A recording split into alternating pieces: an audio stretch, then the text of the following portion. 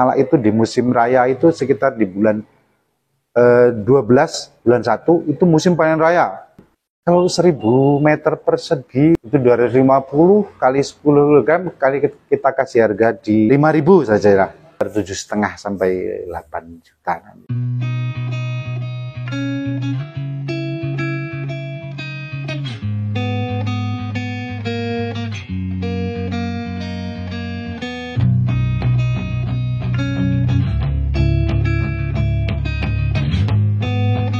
Perkenalkan, nama saya Cokro Reno dari Gapoktan Mudiluhur, Desa Kalurang, Kecamatan Serumbung, Kabupaten Magelang, Jawa Tengah. Pekerjaan saya sebagai petani sedikit menangani masalah ekspor salak dari petani yang tergabung dalam Gapoktan Mudiluhur. Kami di Gapoktan Mudiluhur ada 5 kelompok tani yang tergabung dalam Gapoktan Mudiluhur.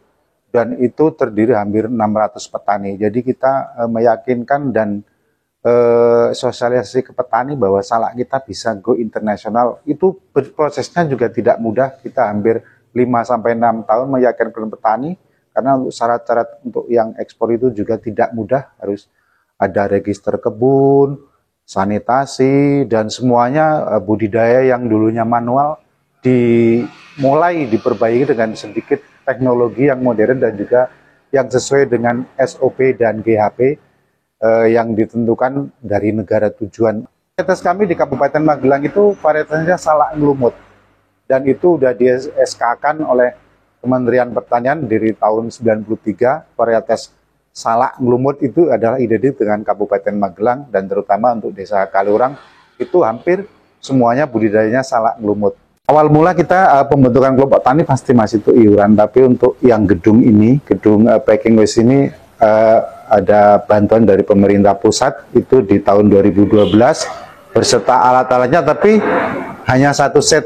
Terus yang lainnya tentu kita swadaya sendiri. Kami juga di Gapoktan Mudiluhur kami punya koperasi LKMA, jadi permodalan kami perputarannya dari koperasi itu kita untuk permodalan. Jadi dari mulai 2009 sampai sekarang alhamdulillah untuk yang ke petani kita tidak pernah ngutang.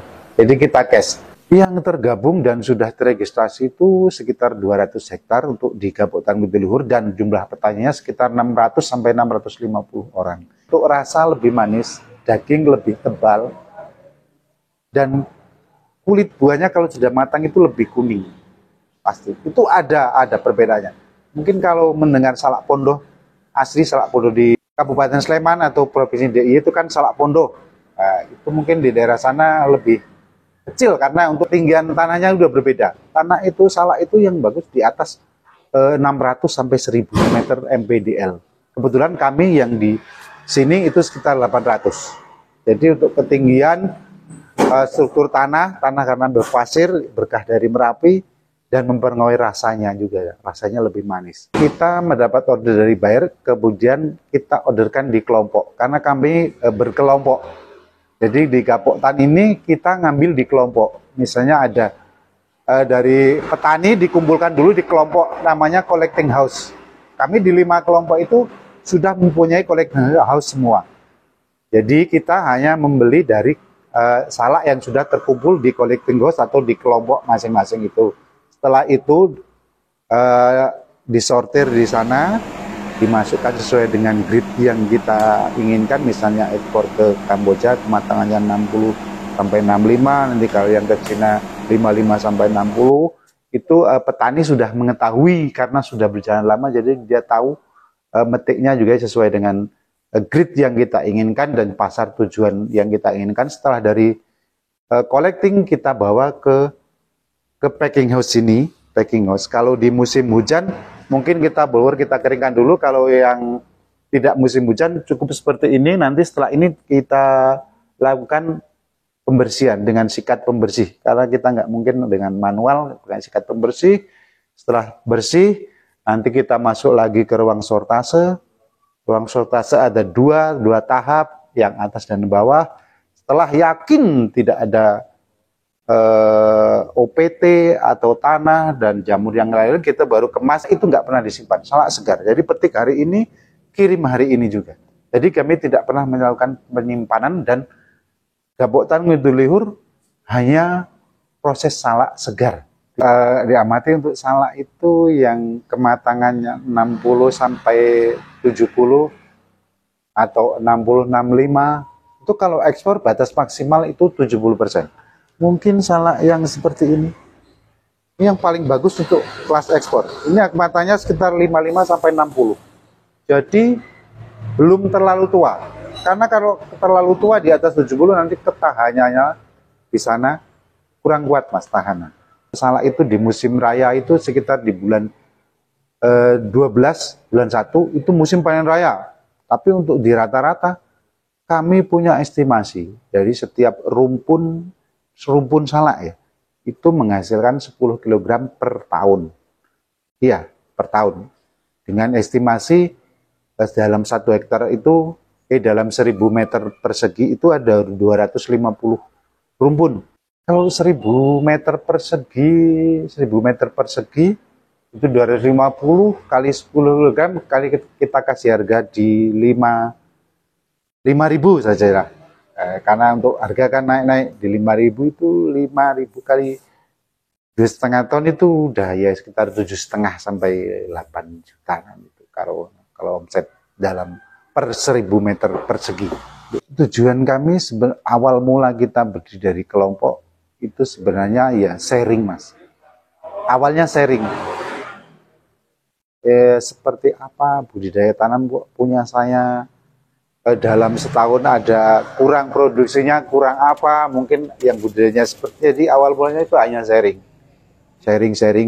kok produk kami kok hanya dipasarkan di lokal, sedang terus ada seseorang yang bisik, kenapa tidak kita tingkatkan. Dulunya kami juga dimain di supermarket, setelah supermarket kita tingkatkan lagi dengan yang ekspor itu. Jadi awalnya itu ya kita petani itu biasa, Mas, kita nongkrong sharing, terus kita kalau sendiri-sendiri kita nggak bakalan jadi. Misal ada permintaan yang 1 hari 1 ton, kan nggak mungkin kalau kita tidak berkelompok. Jadi awalnya kita akan seperti itu. Nah, kalau tidak berkelompok, kalau kita mau mencari pasar itu kan nggak mungkin untuk secara kalau kualitas bisa, tapi karena kontinunya itu kan yang kuantitas dan kontinunya harus kita jaga terus. Harapan kami ya, saya pribadi ingin maju dan semua petani yang tergabung dalam Gapok Tan Ngidul juga terangkat untuk ekonominya dengan adanya ekspor salak. Kami ingin maju bersama-sama. Nggak sendiri, tapi kami bersama. Petani saya ingin maju, pengurusnya juga ingin maju, semuanya ingin maju. Program Gapok Tan ini salah satunya ya peningkatan SDM, Mas. SDM. Kami semuanya untuk tenaga-tenaga dan karyawan kami ingin semuanya memahami tentang penanganan salak. Jadi pelatihan quality control, pelatihan Excel, GHP, kami ingin semuanya dia paham betul cara penanganan untuk salak. Itu mungkin pelatihan. Jadi intinya ke peningkatan SDM. Sortase, Mas, kuncinya di sortase. Kunci utama di sortase. Kan kita punya slogan ya kayak dipegang, dilihat, terus dipencet.